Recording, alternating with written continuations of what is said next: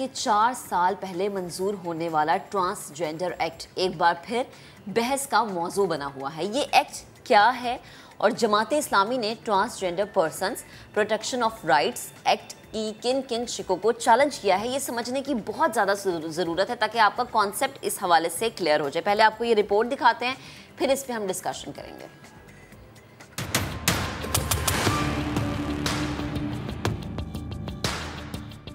Transgender protection act 2018 میں خواجہ سراؤں کو یہ اختیار دیا گیا ہے کہ وہ خود اپنی جنس کی شناخت کر سکتے ہیں اور اسے تبدیل کروا سکتے ہیں۔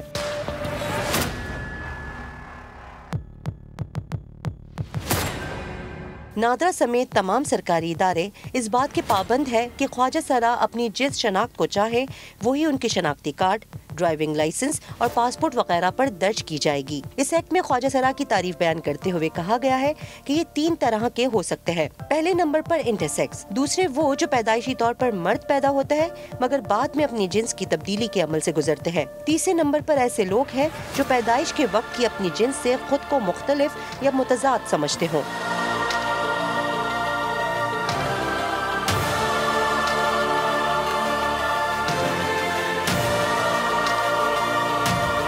جماعت اسلامی نے نقطہ اٹھایا ہے کہ کسی مرد اور عورت کو اختیار حاصل نہیں کہ وہ اپنی مرضی سے اپنی جنس کو تبدیل کر لے۔ ایک نامکمل مرد یا عورت یا انٹرسیکس کو کسی علاج، آپریشن کے ذریعے مکمل مرد اور عورت بنایا جا سکتا ہے تو اس کی اجازت موجود ہے، تاہم میڈیکل بورڈ کی رائے کے بغیر کسی کو بھی جنس تبدیل کرنے کی اجازت نہیں ہونی چاہیے۔ جماعت اسلامی 2021 میں ترمیمی بل لائی جس کو سینٹ کی قائمہ کمیٹی برائے انسانی حقوق میں پیش کیا گیا۔ ترامیم 5 ستمبر 2022 کو پہلی بار سینٹ کی قائمہ کمیٹی کے ایجنڈے پر آئی اور اب اس کا اکتوبر میں دوسرا اجلاس ہوگا۔ تو امید ہے کہ کچھ چیزیں کلیئر ہو گئی ہوں گی اور کچھ جو چیزیں رہ گئی ہیں اس کے لیے ہمارے ساتھ پاکستان اسلامی نظریاتی کونسل سے مفتی غلام ماجد صاحب موجود ہیں۔ مفتی صاحب السلام علیکم۔ سب سے پہلے تو بہت شکریہ کہ آپ ایک بہت اہم معاملے پہ گفتگو کر رہے ہیں، اور وہ معاملہ ایسا ہے کہ جو لوگ پڑھے بغیر اس پہ اتنا زیادہ کمنٹ کر رہے ہیں کہ اب وہ بہت زیادہ ہیٹڈ ڈیبیٹ میں جاتا جا رہا ہے۔ مفتی صاحب بتائیے گا کہ کیا معاملات ہیں اس بل میں، اور پروٹیکشن جو ایک ورڈ آیا ہے اس میں، تو اس سے کیا کیا پروٹیکشن اس کمیونٹی کو دیے گئے ہیں، اور اس کے خلاف آواز جو اٹھ رہی ہے وہ کیا آواز اٹھ رہی ہے؟ وعلیکم السلام ورحمۃ اللہ وبرکاتہ۔ بہت شکریہ، آپ نے اپنے پروگرام میں مدعو کیا۔ آپ کی بات درست ہے کہ سوشل میڈیا پر تجزیے اور تبصرے کچھ لوگ تو ایسا کر رہے ہیں کہ جو سمجھ کے کر رہے ہیں، اور بہت سے لوگ چل چلاؤ میں اور سنا کے کر رہے ہیں تبصرے۔ اس بل کو آپ 2 حصوں میں تقسیم کر سکتے ہیں۔ ایک حصہ وہ ہے جو جیسے آپ نے کہا پروٹیکشن آف رائٹس، یعنی وہ تمام بنیادی انسانی حقوق جو آئین نے تمام شہریوں کو دیے ہیں وہ ان کو بھی دینے کی بات کی گئی ہے۔ اس حد تک تو بات درست ہے، یہ تصور درست ہے کہ تمام شہریوں کو تمام بنیادی انسانی حقوق ملنے چاہیے۔ لیکن اس کا ایک حصہ وہ ہے جو اس کی تعریفات پر مشتمل ہے، وہ حصہ بہت زیادہ قابل اعتراض ہے۔ اسلامی نظریاتی کونسل نے اس بل پر اور اس سے پہلے بھی کچھ بل آئے تھے، وہ لوگوں کو نہیں معلوم، ان پر بھی کونسل نے بہت شدید قسم کے تحفظات کا اظہار کیا تھا۔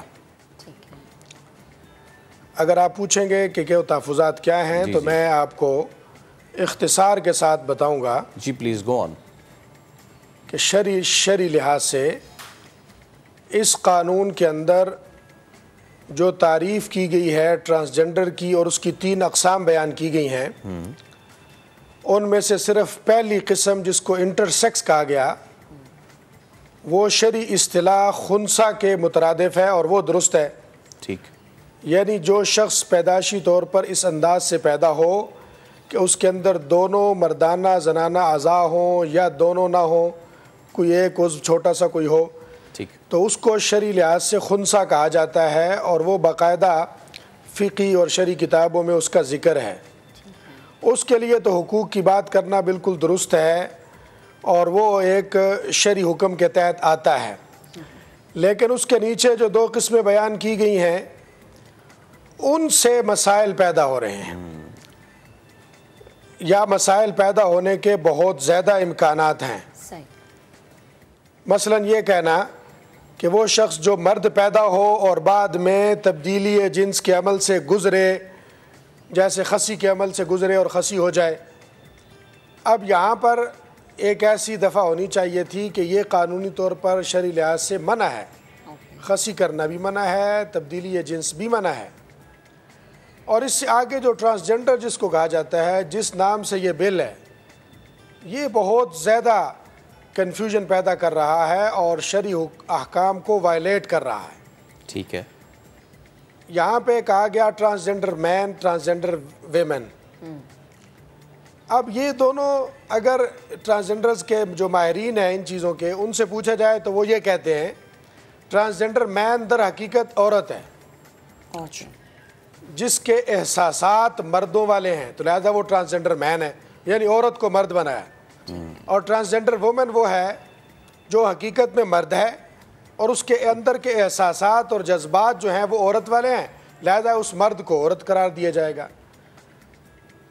اور یہ کنفیوژن جو انہوں نے پیدا کی وہ اس بنیاد پر پیدا کی کہ انہوں نے ایک نئی اصطلاح گھڑی، انہوں نے کہا جنس الگ ہے اور صنف الگ ہے۔ اچھا۔ جنس وہ جو بایولوجیکل یا حیاتیاتی طور پر انسان کے جسم میں چیزیں موجود ہیں، یہ ہے جنس، اور صنف کا تعلق اندرونی اظہار کے ساتھ ہے، اندرونی شناخت کے ساتھ ہے کہ اس کے اندر کے احساسات کیا ہیں۔ جی۔ تو یہ بالکل ایک ایسی چیز ہے جس کی نہ شریعت میں کوئی گنجائش ہے اور نہ ہی آپ کے موجودہ آئینی اور قانونی سیٹ اپ میں کوئی گنجائش موجود ہے۔ بالکل مفتی صاحب، قطع کلامی کی معذرت، جو آپ نے بات کی نا اس کو سمجھنے کی بہت زیادہ ضرورت ہے، لیکن آگے اس کا امپیکٹ کیا ہوگا اس کا جواب بھی لینا آپ سے، مگر ابھی وقت کی کمی ہے، ایک بریک کا کہا جا رہا ہے، بریک سے واپس آتے ہیں تو پھر مزید آپ سے گفتگو کرتے ہیں، ساتھ رہیے گا۔ ایک بار پھر آپ کو خوش آمدید کہتے ہیں، اور پاکستان اسلامی نظریاتی کونسل سے مفتی غلام ماجد ہمارے ساتھ بڑے اہم معاملے پر گفتگو کر رہے ہیں۔ مفتی صاحب، آپ نے بالکل کھل کے یہ بات کر دی کہ کس شق ہے جس پہ اعتراض ہے۔ اب مجھے یہ بتائیے کہ اس پہ آپ کی کیا ریکمنڈیشنز جائیں گی حکومت کو، اور کیا آپ ترمیم کرنے جا رہے ہیں یا کرنا چاہتے ہیں؟ بیکاز جو پروٹیکشن والی چیز ہے وہ اس پہ تو سارے کہہ رہے ہیں کہ جی اٹس ویری ویل ڈن، لیکن باقی جو معاملات آپ رکھ رہے ہیں شرعی اعتبار سے، وہ کب تک رکھیں گے اور کیا ایکسپیکٹ کر رہے ہیں، پھر کیا چینجز آ سکتی ہیں اس میں؟ جی، ہم نے اسلامی نظریاتی کونسل نے یہ 18-19 مئی 2022 اپنی ریکمنڈیشنز فائنل کر دیں اور یہ مختلف اداروں کو بھیج دیں، جن میں وفاقی شرعی عدالت، وزارت انسانی حقوق اور وزارت قانون شامل ہیں، اور اسی طریقے سے ہم صوبائی اسمبلیوں کو بھی یہ بھیج رہے ہیں۔ میں تھوڑی سی وضاحت مزید بھی کرنا چاہوں گا کہ اس میں اس قانون کے اندر گویا کہ خصی کرنے کے عمل کی بھی گنجائش موجود ہے، تبدیلی جنس کی گنجائش بھی موجود ہے، یعنی مرد کو عورت قرار دینا اور عورت کو مرد قرار دینا، یعنی خود اپنے بارے میں یہ اظہار اس کو اجازت ہے، یہ جو سیلف پرسیوڈ آئیڈینٹی کی اجازت ہے، اس کی وجہ سے یہ سارے مسائل پیدا ہو رہے ہیں، اور اس سے ایک بہت بڑا حکم شریعت کا وائلیٹ ہوگا، وہ اس قانون کے اندر موجود بھی ہے، وہ ہے وراثت کا حکم۔ جی بالکل۔ اگرچہ اس میں تو یہ کہہ دیا کہ وراثت قوانین کے مطابق دی جائے گی، پاکستان میں پہلے تو قوانین ہے ہی کوئی نہیں، اس کے بارے میں یہ ہے کہ وراثت شریعت کے مطابق تقسیم ہوگی۔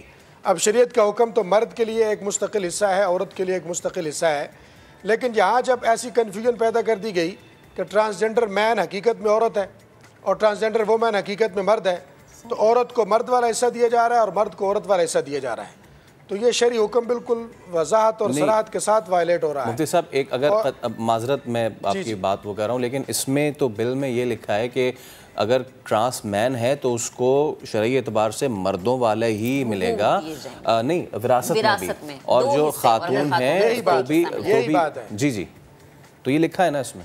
یہی بات ہے، یہی بات میں سمجھانا چاہ رہا ہوں، جی کہ اس میں یہی کنفیوژن ہے۔ اصل میں آپ اس پہ جائیں کہ ٹرانس مین کہا کس کو جائے گا؟ جی، ٹرانس مین اس کو کہا جائے گا، ٹرانسجنڈر مین، کہ عورت جس کے جذبات احساسات مرد والے ہوں، وہ ٹرانس مین ہے، اور ٹرانس وومن وہ ہے جو حقیقت میں مرد ہے اور اس کے جذبات عورت والے ہیں اور اس نے اپنے آپ کو عورت ڈکلیئر کرا ہے. یہ اسی کو ہم کنٹینیو کریں گے, اس سیشن کو کنٹینیو کریں گے. ایک بریک لینے, بریک اس پر حاضر ہوں گے تو بات یہیں سے ہم دوبارہ آغاز اس کا کریں گے. ہمارے ساتھ رہیے گا. Welcome back. ہم بات کر رہے ہیں ٹرانسجنڈر ایکٹ, پروٹیکشن ایکٹ کی, اور اس پہ ہمارے ساتھ پاکستان اسلامی نظریاتی کونسل سے مفتی غلام ماجد صاحب موجود ہیں. مفتی صاحب, بریک پہ جانے سے قبل ہم وراثت کی بات کر رہے تھے اور اس پہ بھی آپ اپنا پوائنٹ دے رہے تھے, وہ بھی کنٹینیو کیجیے گا.